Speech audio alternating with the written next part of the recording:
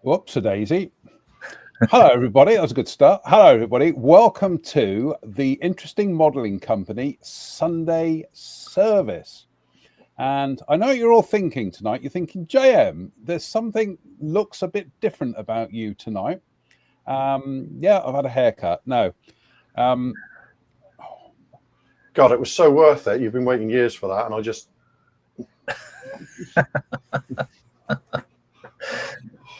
I would invent some kind of incredible story to explain this, rather. You know, jealous husband / boyfriend fending off a mugger or a team of muggers. Do you know what it actually was, chaps? No. Wasn't it? Spider bite. Oh my gosh. In the night. I'd been down to the town council on Wednesday night to talk about our Swift Box project, and very good. Nobody said to me at the time, "Goodness me, what's wrong with your face?" Apart from the normal. And, I was going to say that's because people just look at your face and go, "Ah." Very good. And then I did Sunday Night Ghost Stories Extra afterwards. Nothing happening there. Woke up in the night for the reason that most men wake up in the night, and I could feel, you know, like a scratch on the side of my face. Long story short, throughout the morning, it just spread across my eye, and tried to get a doctor's appointment. Ha ha ha! As you know what that's like, Drew. And so eventually, I had an e-consultation, and they said keep an eye on it. But I woke up the next day, and it was even worse. So I went down to see the district nurse, and she had a look at it, and she said it looks like a bite. So I'm on antibiotics and eye drops at the moment. There you go. Good grief! If you were in Australia, I would understand it completely. But if you're in the UK, I figured, you know, isn't everything in the UK a little more genteel and a little more respectable? Well, clearly not. they're quite genteel, but when they get down to business, they mean it. Apparently, yeah. I think you'll find our garden spiders can be quite vicious, quite unrepentant killers, and they've got a bit of a sting to them. But anyway, there we go. So, gents, how has your week been? All right, actually. I'm finally making some progress on stuff. So, took Friday off work to got about 8 hours of progress, Drew? Hey? Are you going to show us progress? Well, it's all in terms of, you know, finally getting all the, you know, starting to bring lots and lots of sub-assemblies and rubbish together, and, you know, starting to, I don't know, put markings and things on missiles, yeah, on missiles and stuff, and you know, all that kind of good stuff, which they are projects in themselves, aren't they? Absolutely. That's the thing. This is such a complicated aeroplane. Like I said, for something that's nominally one color, it's one of the most difficult ones to actually get a decent finish on. So I got some. That's not glued on yet. So ignore that. So I finally got some varnish on it, which I think is now, you know, it's still got that lovely metallic. I was just gonna say I love that patina on it, in that when you turn it into the light, it just has that kind of almost that hologrammatic kind of thing to it, doesn't it? Yeah. It just I'm really, and that's had a coat of GX114, which is a super smooth flat, because I just wanted a hard lacquer finish, because I'm starting to do the weathering now, which you can see on the underside here. I'm starting to, hopefully you can see that. Yep. We're getting all the dirt and stuff around these areas and things like that. Obviously, I'm doing the first Argonauts cruise, so that will then have to be repeated on all these areas, sort of paying attention to photos, and then I'll sort of give that a coat of a quick, very thin coat of the flat, just to seal that weathering coat in. Yeah. I'll start on that rusty kind of finish that the Argonauts aircraft had towards the end of their cruise. So it's going to be kind of it's been painted, glossed, deckled, glossed, washed, flatted, and then we're starting to work on all the. So this is a mixture of PLW, ammo, Starship wash, our old favorite.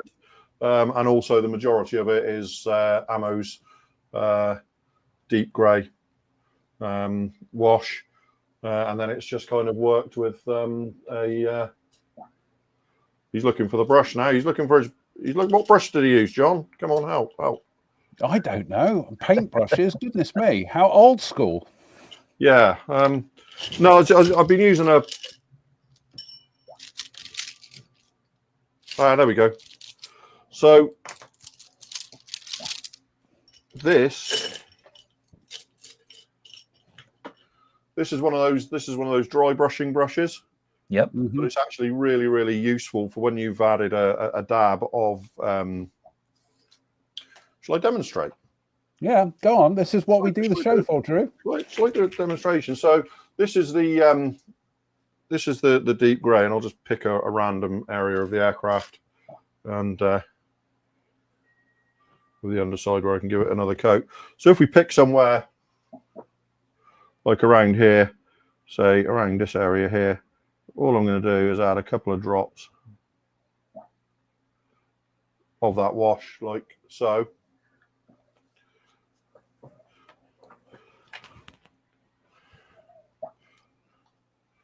So you can see that it's really difficult to keep this in. And then it's just taking this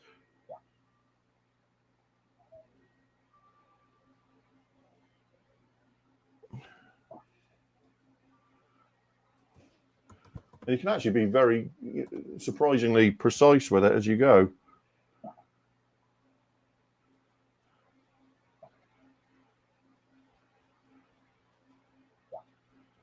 And it's just using that dry brushing brush to kind of stump it in until it's almost gone. And then once that's dry,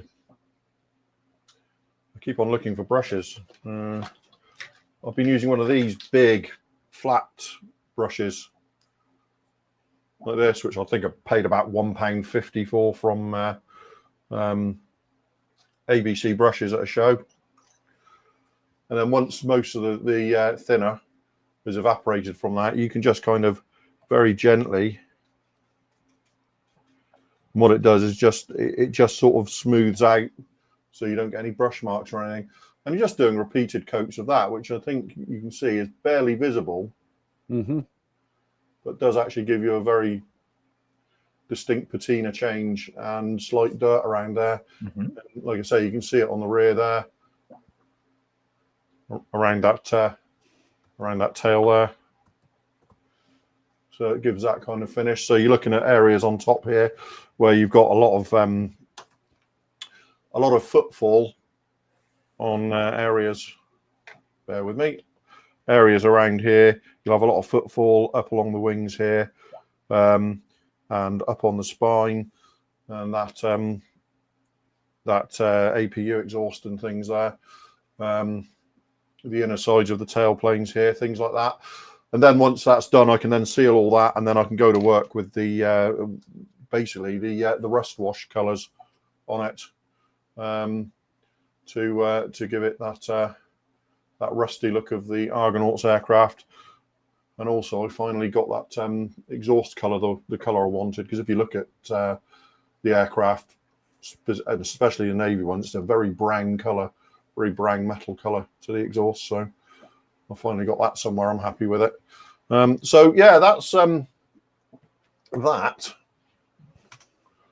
that's been my week. It's finally starting to make proper progress with the F-35 after months. So you've invested a lot of time in that, haven't you? Yes, it has been quite the adventure, I will say, and it's kind of ended up as you know, I'd wanted to get it built quickly because obviously it's for the hobby company. You want to do a good job, but not, you know, perhaps not over egg the pudding. But I've ended up kind of throwing the whole basket full of eggs at this one now because I'm I'm kind of invested in trying to get it to look exactly how I want it, and it helps that the kit is basically just perfect from the start, isn't it? So hopefully eventually Mr. Farmer will be happy with the outcome.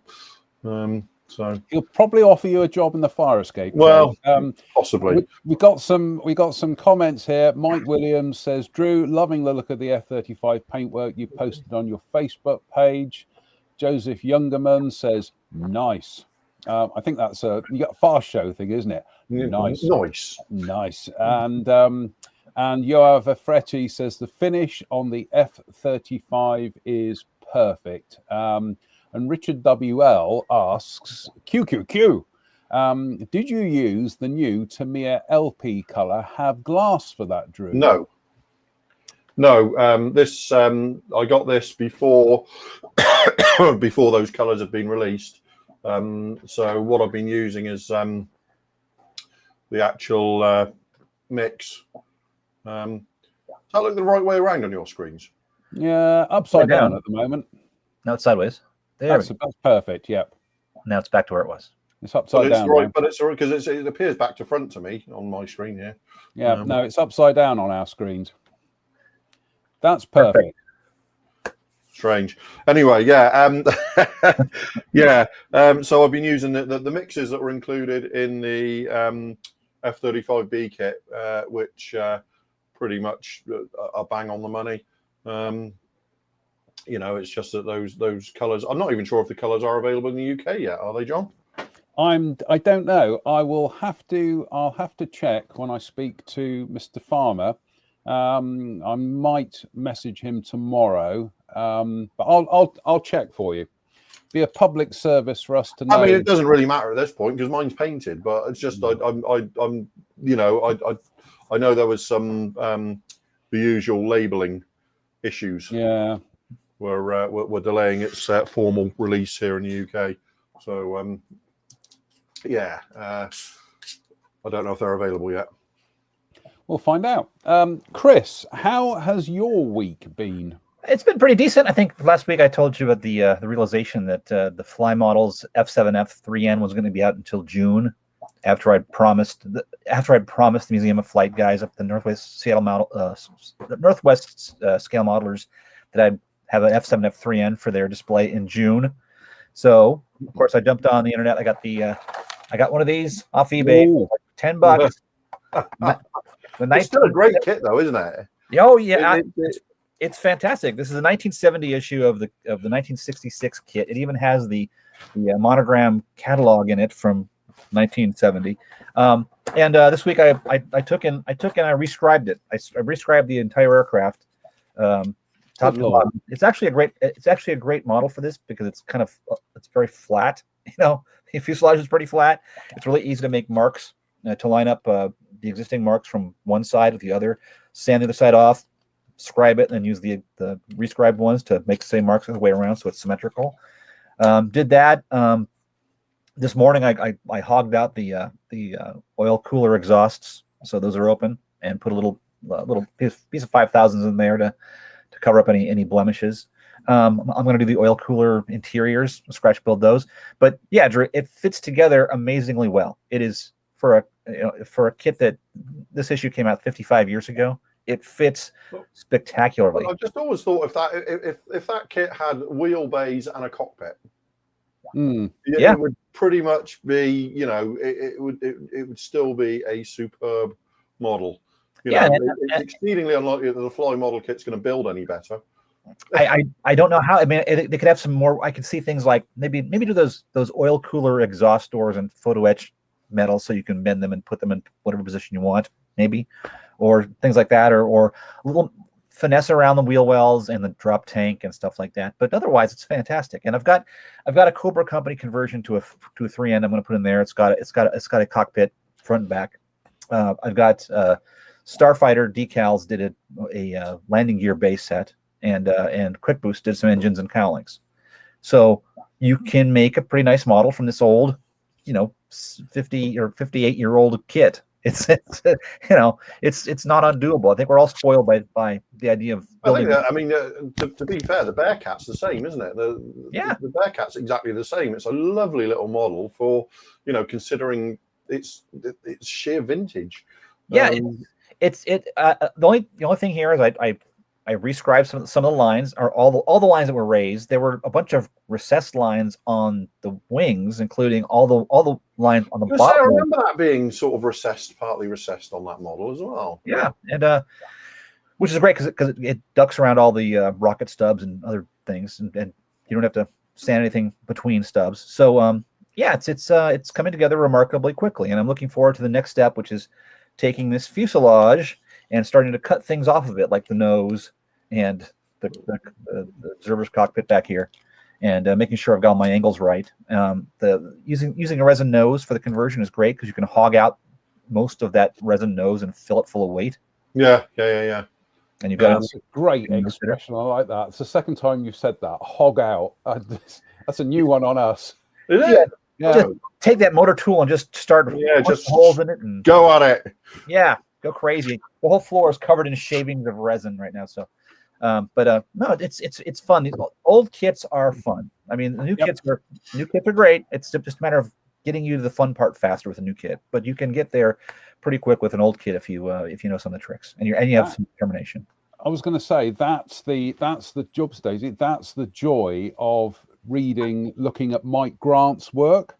The stuff that he does with old kits, it's so inspiring. I've got pretty much all of his books, and every time I have a flick through them, I think, I want to emulate what Mike does. It's so crisp and precise. It's absolutely beautiful modeling. And if you pick your subject correctly, a lot of these monogram kits that were built or designed during the tenure of Bill Coster tend to be accurate, and they tend to be well detailed, and they build really well. It's kind of nice having a modeler make decisions for a model company. A guy that actually puts things together. Oh, look, there's the cat. I've built one of these before, so a lot of the things I've done in the past I'm doing again. Of course, that was 23 years ago, but I still know the tricks, and it's fun, and I will have it done by June. There's no question about it. It's coming together really fast. Gents, shall we? What have you been doing? The cat's upstaging us again. Yeah. And what have you been doing? So I say again, Drew? And what have you been doing? Me, work, and fighting spiders, apparently.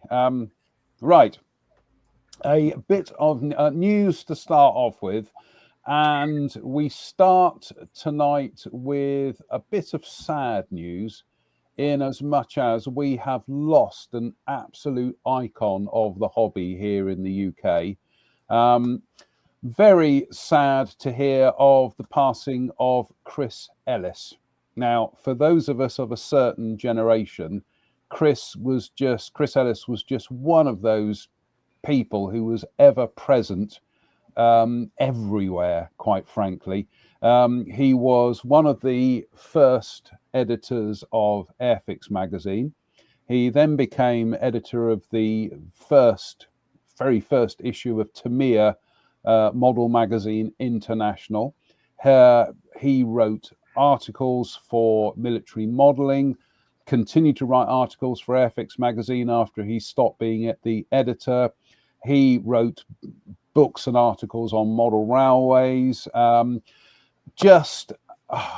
Next to my late father, Chris Ellis was one of the most critically influential people on my fledgling modeling career.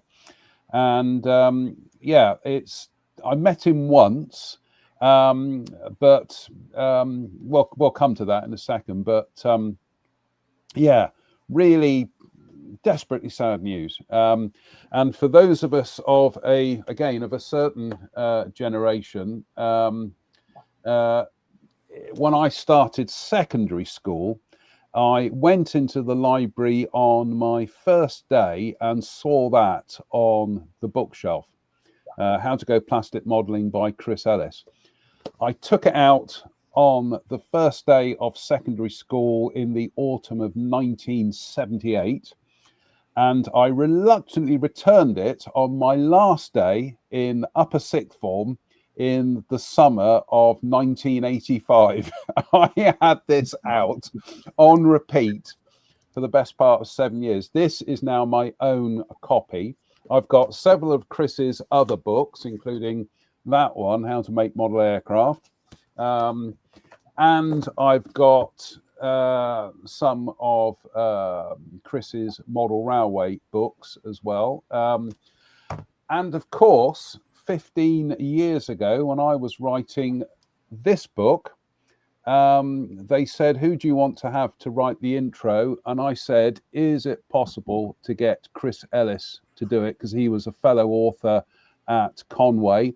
And Chris rather graciously agreed to write the intro for my book. So it felt like it was a passing of the torch from that to that. Just desperately sad news, really is. How old was he? I don't know. Must have been in his late 80s. Well into his 80s, wasn't it? It's I mean, it was just everywhere. Ethics magazine in the early 80s. He was still doing all these little biplanes, wasn't he? Yeah, and stuff like that. I can always remember his modifications involved using pieces of paper to form skins and using liquid cement to harden the skins he made from paper over covering over cockpits and stuff like that. And it was just like, for somebody who was 10, 12 years old, it was just like, what's this? What's this weirdness going on? He was pretty much everybody of our generation. It's all like a proto Verlinden in that he was everywhere. He was also in much the same way that from sort of 1985 to 1995, the world was Verlinden's effectively, wasn't it? He was also a bit of a polymath in as much as I'll read you. This is something that stayed with me all my life. I remember reading this. When I was a kid. He said, I can't find the quote in here at the moment, but he says something to the effect that in his experience, the modelers with the widest interests, much like people with the widest interests, tend to make the better citizens. And I just remember, as an impressionable, kid, just that thing of always keep your mind open, always just be inquisitive and have a broad set of interests. And Chris there wasn't a modeling subject he wouldn't have a go at. Yeah, I think over the United States, he may have had a bigger impact on the railway side, believe it or not. Right. Yeah, I can quite believe that. Yeah, no. But I always enjoyed reading his writing because, like Drew said, he would talk about a technique. It would pop up in the text, not in a showy way, not in a way to say like, look how advanced I am. It was and it was not like this overt step by step. Here's how to do it. It was just sort of like offhand. Here's something I can do. Here's something you can do, and let me tell you what I did to do it. And now you've got it in your back pocket. And it was a wonderfully unpretentious way of talking to people about new skills that they could pick up. Yep. I've got to. I will be when I get around to doing my next. So I've started reading his book here, and I'm suddenly kind of drawn in. Like I go over the event horizon of a black hole here. I'm going to be when I get around to doing my next op-ed for Model Airplane International. It will be devoted to Chris, and I also had a word with Marcus today, and I said I'll edit that down so it's to something. A couple of paragraphs for Tamiya magazine as well, because Chris was the first editor of Tamiya magazine. So I hate the fact that these things happen. I know it's a part of life, but well, if we can all leave as much good stuff behind as Chris did. These I always like the I think it's an old Jewish proverb, isn't it? May his memory be a blessing. Yeah, and I just, the people like Chris, their memory is a blessing. It's there's no may about it. Yeah, their memory is a blessing to those of us who knew who he was and knew what he contributed to our hobby. So, to quote another much missed great man, the measure of a life is a measure of love and respect, and you know where that comes from, Drew. Well, yeah, there we go. So, Chris Ellis, you're going to be much missed, but oh my goodness me, I'm here, and I think to some extent Drew's here because of your influence. So, right, shall we? Chris would have. I'm sure he would love these kits that are coming out now. So, let's dive on. Drew, I'll let you riff on this for a few minutes. I don't think there's anything I've got. It's a difficult one. It's as much of a direct scale down of their recent 48 scale kit as it's possible to be. Very complete package. You've got weight with it and photo etch, and it looks like a really, really nicely broken down kit. I've started seeing a few of the 48th ones built up now, and it looks, it does look excellent. I confess I'm more interested in the A10A when that gets released, because they've now released the A10A in 48, so clearly the 72nd one will follow like this A10C followed in 72nd. But yeah, it's been a good couple of years for Warthogs, isn't it? Really, with the Academy and Great Wall Hobby. So this is the A10C, which is the kind of like the ultimate expression of the A10, if you like. I don't know if there's any flight sim fans out there, but if you've watched any of the video of the DCS Digital Combat Simulator A10C module, it's got all of the upgrades in the cockpit for the joint helmet mounted queuing system, all the displays, all that sort of stuff. And it shows just what an awesomely integrated aircraft the A10 finally became.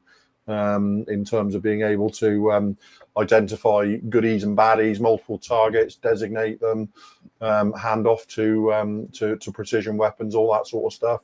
A far cry from the early A10A, which was basically just point and shoot, more or less. And as you can see, there's an option here with shark mouth. There's a couple of options with warthog mouths, which I've always really, really loved. Well, it's just the A10C as a sort of as a variant. It doesn't interest me as much as the A10A does, because I love the early European one and earlier schemes, the MAS 10A schemes, the very early aircraft from the mid late 70s. So I haven't yet. I want this kit, but I'm not sure I want it enough to buy it. Does that make sense? Because of the variant. If I could blag one, I'd be very happy. But I will probably wait for the A10A and then start plonking money down, because it's probably going to be, I would think this would be the thick end of 50 quid, if not more, to buy.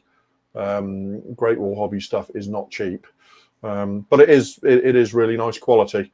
Quick question. Sorry to interrupt. Quick question. Is it fair? Has anybody started out in 72nd scale with an A10C started with the most up-to-date variant, then backdated it to an A10A. That's what I'm thinking. Or they've all started out as A10As. They've all started out as A10As and had bits and bobs added here and there to make sort of almost an A10C. So yeah, it's I mean, the aircraft is now very, very much in the twilight of its career. So it's I think it's only got a few more years left before it finally disappears. So it's timely that we're getting really, really good kits of it now. But yeah, like I say, the A10A is the one I'm really interested in. But for those who like the bang up to date stuff, this will undoubtedly suit. And it looks like a really, really nicely done decal sheet. Yeah. Lots of well, we've got 4 options there: European and continental US based ones. So yeah. It's undoubtedly. I've heard lots of good stuff about the 48th one. Yeah, I overall very positive. I mean, sort of thing that Chris is looking almost interested in. We could probably get Chris to build a jet. Yeah. No, I build jets. Hey now. And especially the Warthog. The Warthog is, it's great in the United States. You read every 2 years, the Air Force wanted to get rid of the A-10. And then they got so much feedback from people, soldiers in the field, people who work with it, people who worked around it, begging them to keep it. And it's going to be replaced by something. It's going to be ridiculous, like a modified air tractor or something stupid like that. But nothing does what the A-10 does. It's got its own character to it. And yeah, I want to build one of those. I've seen so many of them in person, and it always makes me laugh when I see them at shows where they've got every single pylon loaded with, not just loaded with something, but loaded with something different. Like, every pylon's got a different weapon. And I think about the poor pilot trying to manage the modeler's loadout of guided bombs and iron bombs and everything else. Yeah, what mission are you on? In kind of like the late 70s and through well into the early 90s, there were hundreds of these in Europe. And we saw, they had their own, as with most of the US Air Forces in Europe at that point, they nearly all of them had their own display pilot each year. There was, so you had an East Coast, you had a West Coast in the States, and you had a European display pilot as well. And for some reason, I always remember in the mid-late 80s, it was Kim Mooney was did for about 3 years. A pilot called Kim Mooney was flying the A-10 for about 3 years on a display circuit. And it's weird the stuff you remember, isn't it? But it just sticks in my mind. And it just, the amount of displays we saw of A-10s through the 80s, through the late 70s and early 80s. I think the first time I ever saw an A-10 in the flesh was probably, there was a Yeovilton Air Day. I think it was 1979, and Greenham Common had been cancelled that year. So Yeovilton had a 2-day air display, and it was like most, I think it was a Constellations Air Wing decamped en masse to Yeovilton as well. Wow. There was the place was just heaving with intruders and Tomcats and Vikings and everything, Hawkeyes, and the US Air Forces in Europe turned up en masse as well, and there was like 3 or 4 A-10s, one flying, and they just started turning up in the European One scheme and all that sort of stuff. It was just the most phenomenal display, most phenomenal couple of days. Only first time I ever saw a Tomcat fly as well. The great thing about the A-10 is when they're doing display, they can keep the entire thing at high speed within the perimeter of the airfield they're doing display in. Yeah, absolutely. And it's just that sound it makes, and it's. I was just going to say, going back a few years ago, 1989. I was on a cycling holiday on the Norfolk Broads with my friend Michael, my old school friend Michael, and we were staying at a youth hostel in Ely. And I went for a walk in the evening. I was walking across this huge sports pitch, and I suddenly heard this weird kind of like high-pitched whine coming from behind me. And I just turned round, and there, heading towards me at low level, were a pair of A-10s. No, that's not what happened. They were coming along, and then they suddenly just kind of banked and started heading towards me. And I'm in the middle of a field on my own, and I'm thinking, that thing's got a blooming great big gun at the front. I know it's not going to happen. But it was honestly, it was that Cary Grant North by Northwest moment of just like, I'm in the middle of a field and I can't run anywhere. But that was just everybody's got those sort of memories. I can remember it must have been about 1978, 79. I can just remember hearing something when I was outside and looking up, and a pair of A10s came over the house, and they were kind of jinking and weaving between them as they came over the house, and it was just this, you can imagine a 9-year-old kid who the A10 was one of my favorite aeroplanes when I was that age. Still is, as about it's point of fact. But to see 2 A10s, and like I say, we easily forget that, back in the heyday of the US Air Force in Europe, we had 2 A10 bases in the UK alone. Yeah. In Alconbury and Woodbridge in the UK alone. That's without thinking about the ones based elsewhere in Europe. They were forward located at all times. And it was just it was glorious days. Yeah, Mike Williams says, I can remember seeing 2 A10s screaming into Biggin Hill Air Show, escorted by 2 RAF Hawks and a Jaguar. Phil Prisk says the A10s used to do strafing runs over our car on the drive home. Yes, and Craig Sargent, good day, Craig. He says the only new A10 released after the A10C entered service is the Hobby Boss. Sorry? Oh, sorry, David Mummery, Bentwaters. Sorry, I was thinking, so they weren't based at Alconbury, they were Bentwaters and Woodbridge, weren't they? Alconbury was Phantoms, wasn't it? Yeah. The only new A10 released after the A10C is the Hobby Boss kit, and it has not been released as a C. Every other kit was an A10A with add-on parts. So there we go, Drew. Our memories were right. So yeah, nice. It'd be interesting to see how they backdate an A10C to an A10A, given that there are all these kind of like scabbed-on extras and things. Yeah, I mean, I don't know. I haven't seen the breakdown, but I think you'd certainly have to have. I think there's a spine insert on that for the GPS and other aerials and stuff. And I think you probably need separate outer vertical tail fins for all the laced stuff. Most of the other stuff is pretty much scab on stuff, and some other stuff that you have to take away for the A10. I'm just wondering how how they've done the wingtip chaff dispensers, because obviously they weren't present on very early A10As. Wouldn't be the biggest job in the world to remove, but as my interest is in early late mass 10A schemes and jaws schemes and stuff, all that's got to go, and you got to find a new seat. So as an acquaintance would say, of ours would say, all Tut Modeler has to do is Lee Suter says, I flashed my lights to a trio of A10 near RAF Holbeach, got a wing waggle back from the leader. That wins the internet for tonight. Absolutely fabulous. And Steve Moores says, I was stationed at Bordsea in the early 80s, and we used the PX at Woodbridge where the A10 were based. I have a 30mm A10 shell and case sat in my office. We used to help the US Air Force EOD to burn their life X ammo. There we go. Steve also wins the internet as well. It's remarkable. I mean, I'm sort of sitting here marveling that I was confused over which UK bases had the A10s, because we had so many US Air Force bases in the UK.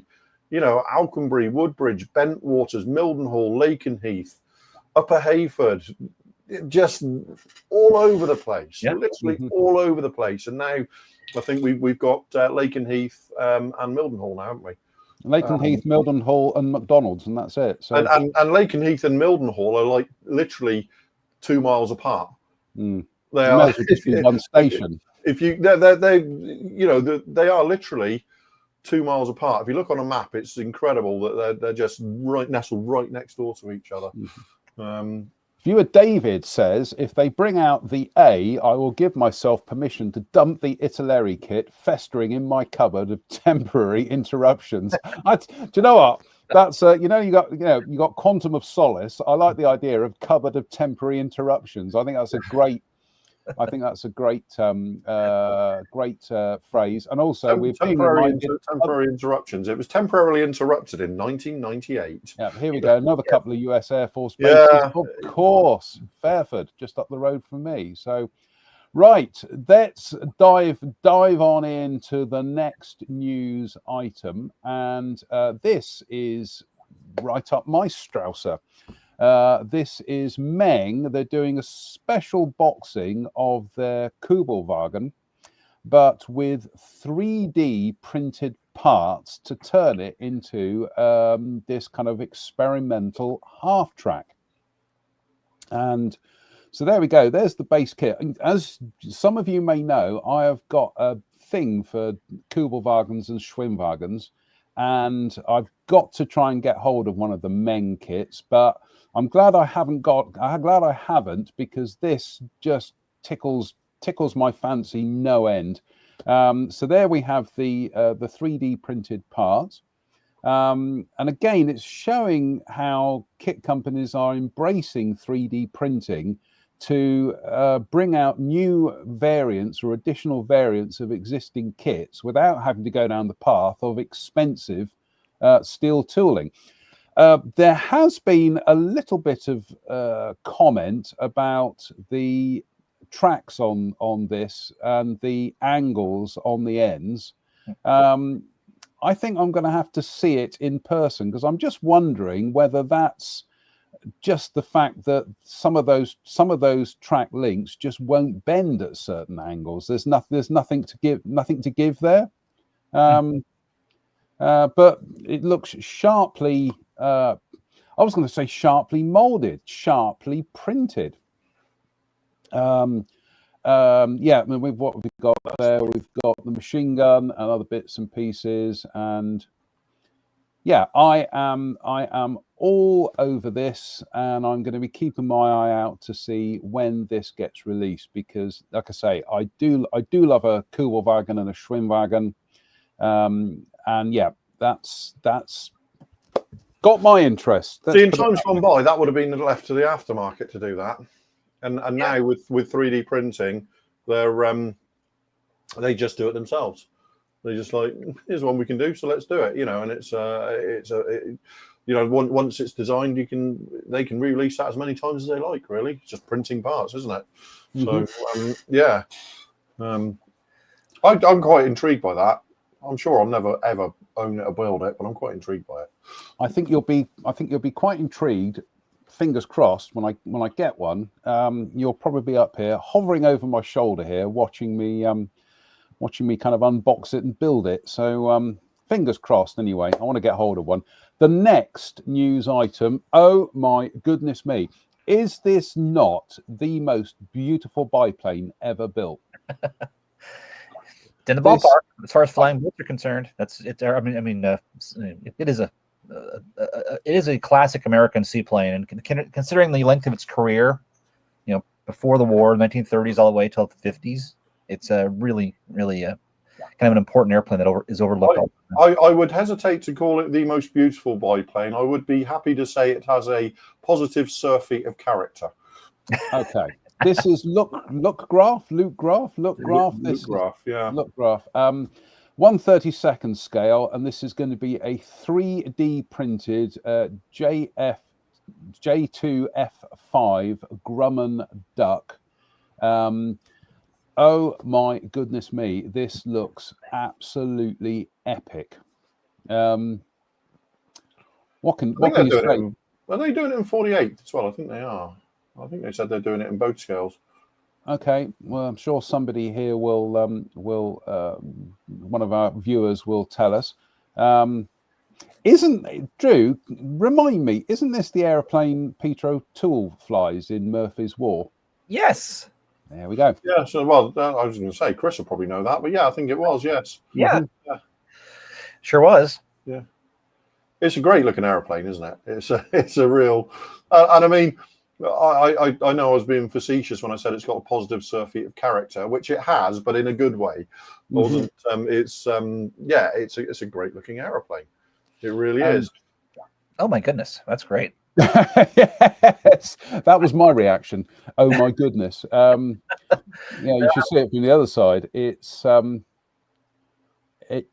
just looks absolutely banging, I think is the expression. And the engines. Oh, that's nice. Yeah, very nice. Oh, that's nice. Oh, no, and crew figures as well. They're great, aren't they? Yeah, I love the fact on this plane the section of the aircraft, the section of the fuselage that connects to the float is actually a utilitarian part of the airplane, a place where you can build things, and there's an entrance and everything else. And I love the fact they're doing this because I'm going to steal their research for my 72nd scale one. Yeah, you can fit a relatively decent sized sort of hotel room in that area between the float and the cockpit, couldn't you? Obviously somewhere to house the car. Yeah, but it looks absolutely beautiful. I'm still kind of, in spite of the fact that people know I'm into my 3D printing and stuff, I'm still kind of got reservations about 3D printing for entire kits. But in the same way that I had reservations about using resin for entire kits. I remain to be convinced, shall we say. But it looks amazing. One of the conversations I was having with Mr. Timothy Perry of this parish at Avon Scale Model Show a couple of years ago, Tim said that you can 3D print styrene. So it is possible to. Yes, but the 3D printing, that is FDM. He's actually done some styrene stuff in FDM, which you can do it, but it is very much FDM is nowhere near the quality of resin printing. So if they bought out a resin, a printable, a liquid printable polystyrene analog that worked the same way, then that would be an actual revolution in the hobby of 3D printing, if you like. Mike Williams making a very good point here. He says, did you see their first print of the fuselage on their Facebook page? 15-hour high-resolution print, apparently. Yeah, 15. I mean, the thing is, I will, if I do a drop tank in 70-second scale, I'll do it vertically. If I'm doing it in high resolution, it's going to be 12 to 15 hours. It's the thing with 3D printing is resin printing is that height, the Z height defines the time of the print, not how much is on the bed. So if the bed is absolutely ram-packed full and it's 100 millimeters high, it's going to take exactly the same to print as if it's got one object on there that's 100 millimeters high. FDM printing is very much how much is on the bed defines how long the print takes. But resin printing is the Z height is the defining factor of how long the print takes.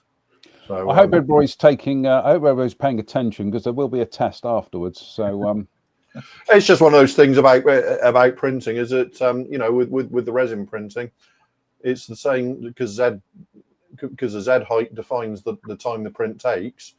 You might as well fill the bed up if you can. Yeah, there you go. Craig saying there, a 400-gallon A4 tank is about 19 hours in 30 seconds. So, I'm sure Craig doesn't really print one of those when he can print 8 of them on the bed at the same time. Right. Why would you?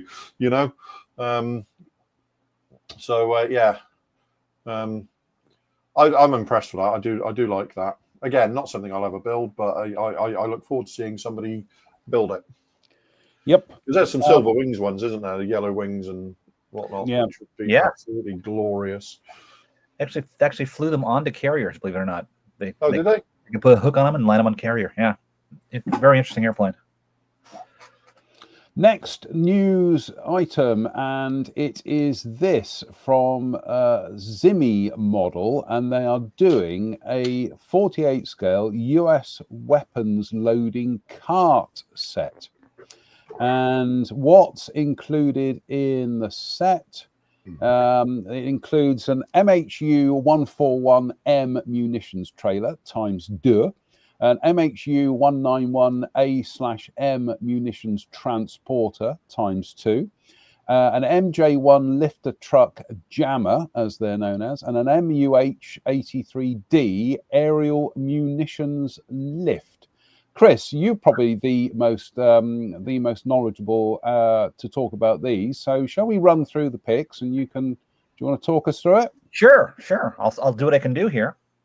Oh, there you go. That's one of those transports for. I don't know the names because weirdly enough, when you actually were around them, you didn't know the names if you weren't one of the aviation ordnancemen. But yeah, these are diorama dreams come true, because if you're doing a hangar deck scene where things are being loaded, this is just great. I think this is the MHU 141 munitions trailer. Yeah. So yeah, this is, and it looks fantastic. I don't think anyone's ever done one of these before in this scale, at least not in a widely available format. Maybe some resin things. We've got some pics of the test shots as well. There you go. There's the lift is a great subject. There's so much you can do with this. I'm going to assume you can position the arm in a raised position or keep it lowered like this. Really cool, and it's a great opportunity for a driver figure at some point, because I've seen people using this, and I've never seen anybody crane their neck as much as a driver of one of these, looking over their shoulder, moving it around, trying to figure out where to put it. You are motivated to keep your eyes on what you're doing when you're lifting a 2,000-pound bomb with one of these things. Really cool. And then the trailers for the missiles. Yeah, it's they don't just the airplanes just don't come with the missiles on them. They got to be put on somehow, and got to be transported out to the aircraft in a way that doesn't damage them. And yeah, this is really great detail. I love the if the kit includes little markings for the plates for the handle there, like that. There we go. I think we have Chris's attention. Yeah, no, I have a fondness for ground equipment like this. It's kind of what makes the airplanes go. And I see the instrument panels for these things on for the lift, the jammer, and the lift. Have I just not been paying attention? I don't think I've ever heard of Zimmy model. They have absorbed a lot, as far as I know. I think they've absorbed a lot of the Kitty Hawk. Yes, yeah. Okay, yeah. But this is some of their own new tooling. So they're also going to include some 3D printed. It's that technology again. Some 3D printed flattened wheels and a photo etched sheet of details. And these are actual built up models, not CAD renders. So if you, Drew, there's where you can put all of your missiles after you've. Yes, yeah. I'm thinking that looks like somewhere that 8 AMRAAMs should go, or 6. Yeah. And I've always loved this little thing. The jammer is just such a nifty little. Yeah, because the head of the loader there swivels, doesn't it? So yeah, to line stuff up. Yes, it's again, it's a diorama builder's dream, isn't it? Looks like you can position the lifter on it, because that's in a slightly different position from the yes. It's the same. Yeah, it's a little bit of a different arm, but yeah. But yeah, it would make no sense to do this without being able to. And there you see the jammer with the arm lifted a little bit. So yeah, it's really cool. Really cool. I mean, Hasegawa did this, and they did the jammer in 72nd scale years and years ago, and I've seen it in dioramas over and over and over and over again, because it's just so useful. And yeah, sure beats getting 5 or 6 guys to lift it up with a pipe screwed in the nose of the bomb. You know. Yeah, I think that was a way, because you call them aviation ordnancemen, don't you? My dad was an armourer in the Fleet Air Arm. They just called them bombheads. Yeah. So my dad did that for 22 years in the Fleet Air Arm.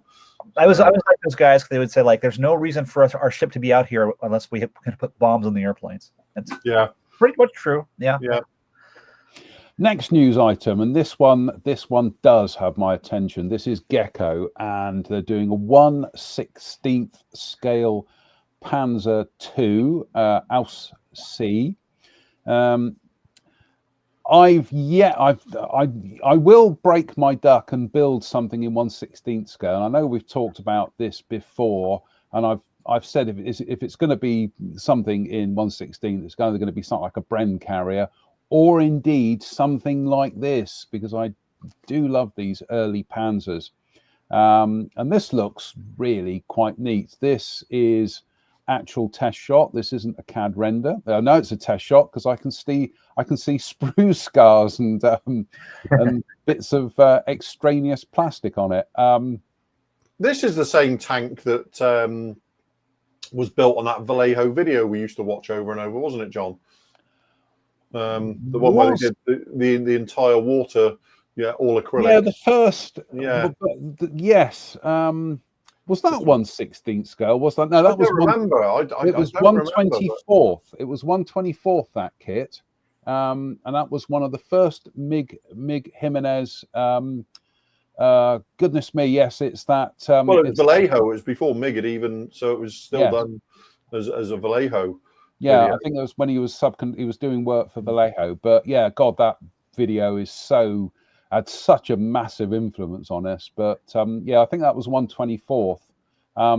But just a fabulous looking tank. I've always liked this family of vehicles, and obviously it spawned any number of variants and sub-variants. So Gecko could run with this, but it looks like they've done a bang up job on it. And yeah, this, if I'm going to do something in 1/16 scale, like I said, it's either going to be a Bren carrier or it's going to be something like this.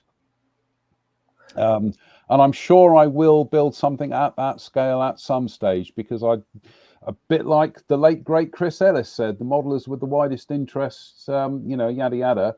I want to build something other than 48, 35th, and 72nd scale. So that's why I have a large collection now of 35th scale helicopters and keep promising myself the same.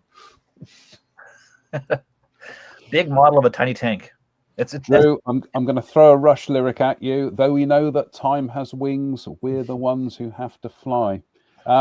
We're a little over the hour mark, gents, but I am gonna, if you want to hang on for another 10-15 minutes, we'll rattle through the last two items for tonight's show. And this one is, goodness me, these last two, I think they are the very essence of interesting models, interesting modeling. This is a company called Rarebird. And I don't know how you pronounce this. I'm not very good with French. I don't know. Latécoire. This is a company called Rarebird's Models, and this is 144 scale Latécoire. I'm sure somebody in the comments will correct us on this. The Latécoire 631, which I like to think of as almost like a proto Antonov 225, isn't it? More engines, more fins. It's what a beautiful looking aeroplane. I think this is about the time that the French decided that multi-engines didn't need to be horrendously ugly. Yes. Yeah. And started adding a little bit of a je ne sais quoi to the equation. That's very good. Monge 2, Rodney. Monge 2. Yes. So this is again 3D printed. This is our 3D printed edition. This is, but they've done some interesting stuff with this. So if we dive on into the actual parts, the quality of the printing on this is exceptional. And I have seen one of these being built, and there is quite a lot of layer lines that need dealing with. So it's just worth mentioning that.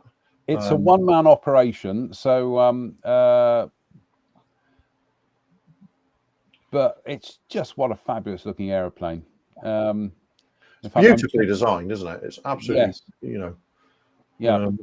It's a beautiful aeroplane. There we've got the props, the engines, and the doors and some of the innards.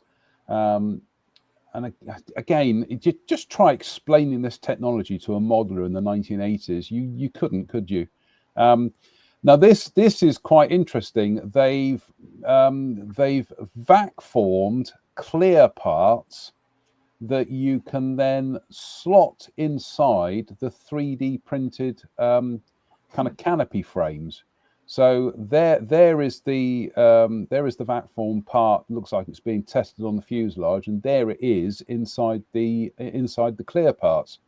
So that is, I like that. That's a very neat solution to doing all that glazing. Of course, it looks like here you'd have to you got to blend that canopy part in. So I think the idea of being able to paint it, then drop it on there, might not swim.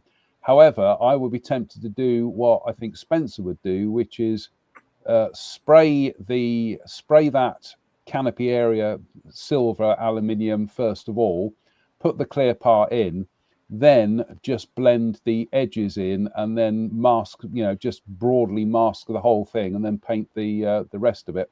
Comes with a decal sheet, and I'm just reading up on the real thing, and 10 built plus the prototype. It first flew in 1942. And I'm just seeing when it was retired from service, withdrawn from service in 1948. So it only had a relatively short service life, but it was quite a difficult time for France, in fairness.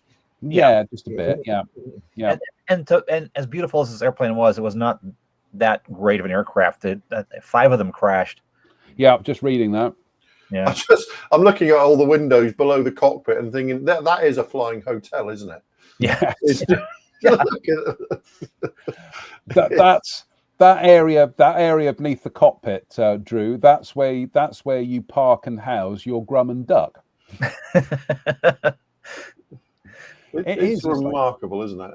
These post-war these late stage flying boats are all amazing. The Sikorsky S-43 is amazing.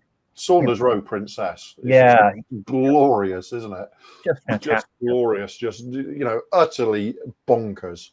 Yeah. We have a short Solent lives about 3/4 mile away from here. We visited it, didn't we? We went and visited. Yes.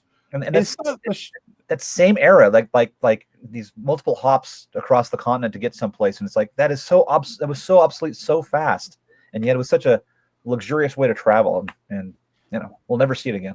Is that the short Solent that was used in the Indiana Jones in Raiders of the Lost Ark? These very same, yep. Apparently, when it had sat with the engines not running for a very long time, and then when they were going to go shoot, they were getting it ready to go, and they had the actors poise, and somebody poured a bunch of fuel into the engine to make it turn over, and then when they flipped the switch, a sheet of flame fired out of the exhaust and scared everybody to death, and they had to reset and do it again. But when you see an oddity, isn't it? Because the inner props are 4-blade and the outer props are 3-blade, aren't they? It's a really strange setup. It's because of the tendency for aircraft propellers to pit from water, and so you make the ones that you use to navigate. I think I remember this from writing about other aircraft with the same setup. You use the ones the outboard ones have 3 blades because less things to have to refinish and resurface, because you're using them more often on the water surface. Okay. Oh, it's a British cost saving exercise, isn't it? The Navy, our U.S. Navy did it too. So yeah.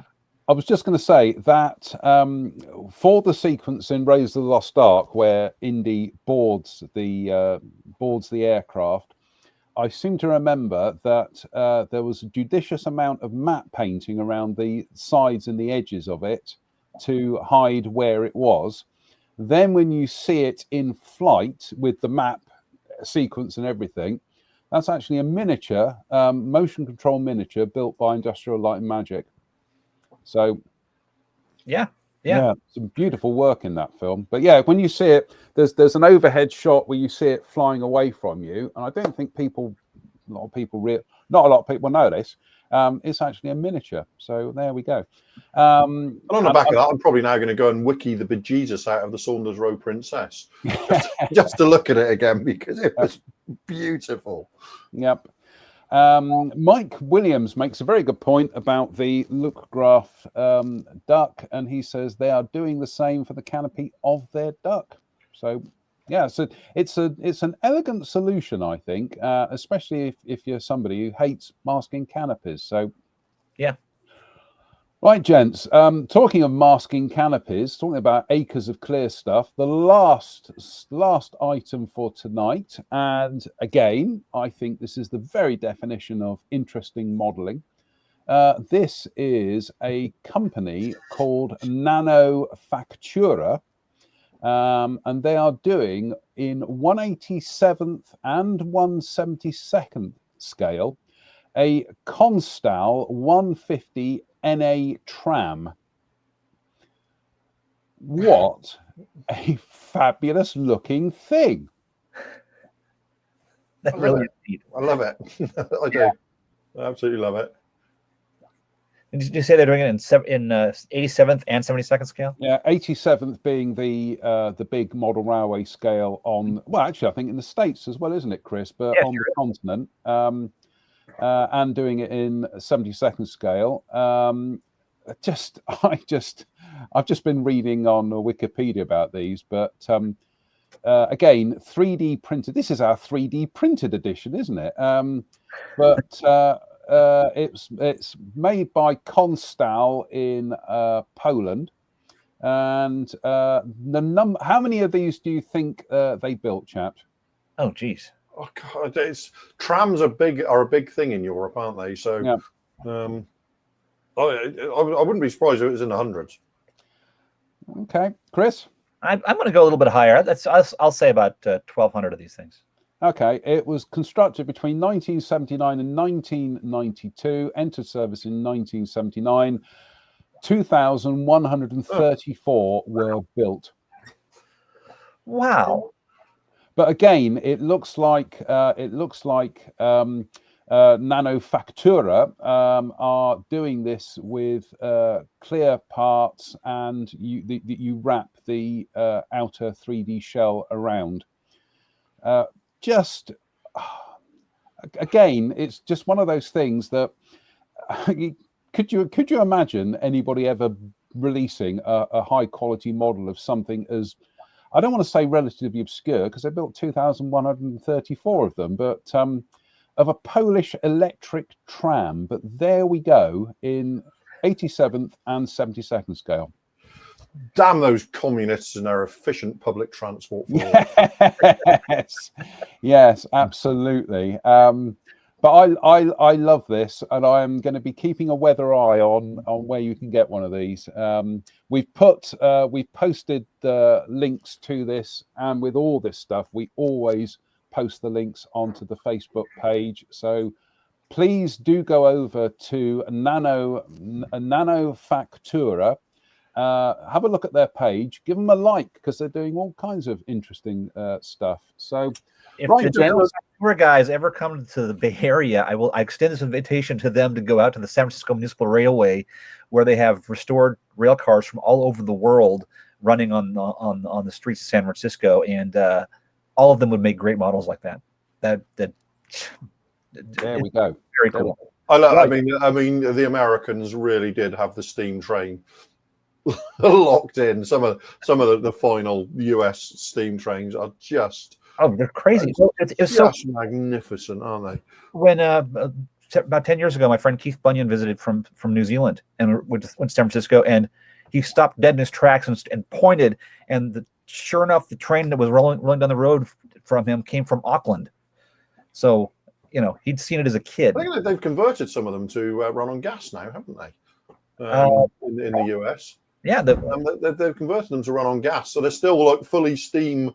But the boiler is gas powered now, rather than shoveling coal in, the tender is just a huge, gas tank. Yeah. LPG or whatever. So it's just it's even more efficient, but it's still you've got puffs of steam coming out of it, shall we say? So it's got everything you want. I think it feels right. Do you mean to say it's a bit like an electric car, but it makes an engine noise? Yeah, pretty much. Yeah, pretty much, yeah. I'd see, just as a final thing, Craig there saying that Sprue H. There we go.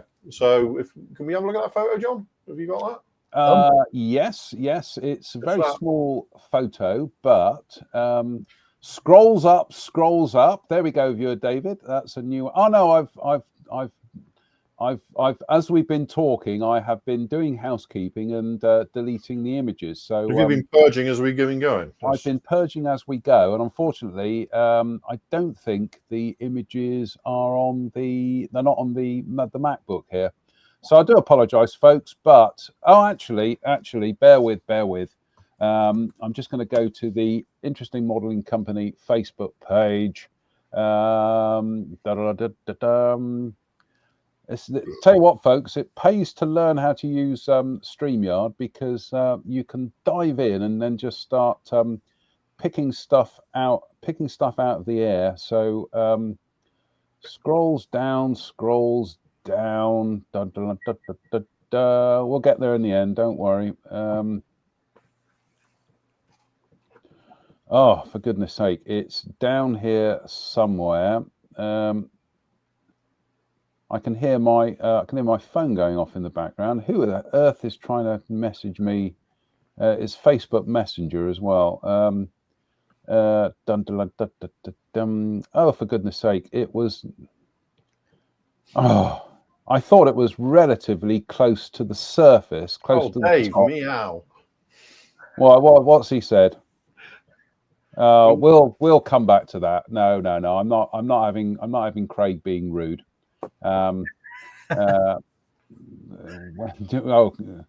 Keith, what's that? Keith is not well. Age catching him up. Yeah, very good. When did you start learning? Very good. That was me saying I've very good at finding stuff on StreamYard. Well, it wasn't StreamYard, it was Facebook. Right. I'm fed up with this. Any other business? No, not from me. No, everything that needs to be said has been said, I think. For this week? Yeah, for this week. I think too much has been said, but I'm looking at some of the comments in the. There we go. Steve Moores, he's saying this is like having our own version of Charles Brandreth. That's low. Anyway, right. Fair point, though. Yeah, good point. I'll let him have that one. On that note, I will just say thank you to everybody for tuning in tonight. Big thank you to Drew and Chris. Fingers crossed, we'll be back next Sunday for another Sunday service. Obviously, it all depends whether the arachnids in North Somerset want to have a word with me in the meantime.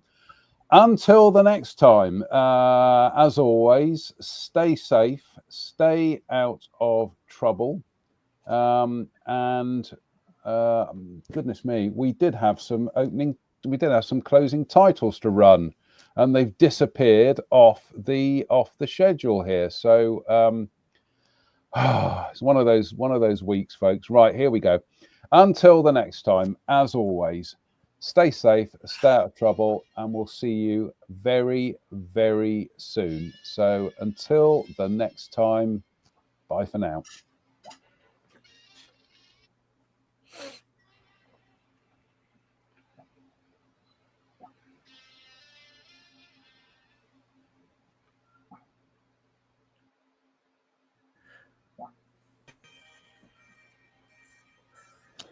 We're having StreamYard problems tonight.